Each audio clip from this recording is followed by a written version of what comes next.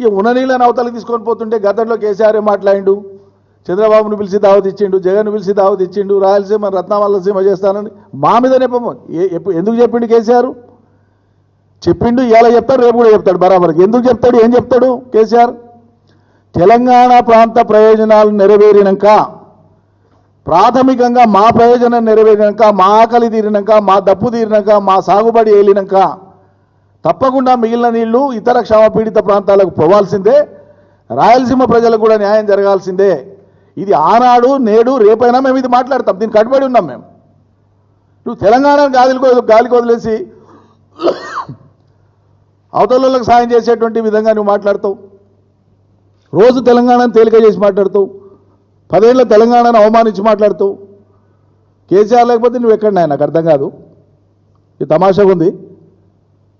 తెలంగాణనే లేకపోతే నువ్వు తెలంగాణ ముఖ్యమంత్రి ఎట్లయితావు? తెల్లారితే పొద్దుముక్తే కేసీఆర్ను తిట్టడమేనా పనికి మాలిన భాషతోనా? అది కూడా వయస్సు, అనుభవం, దక్షత ఇవేవి పరిగణలోకి రావు. అంత హేళన చేసి అంత కడుపులో తీవ్రమైన విషయంతో మాట్లాడితే కానీ నీకు అది తృప్తి జరగదా?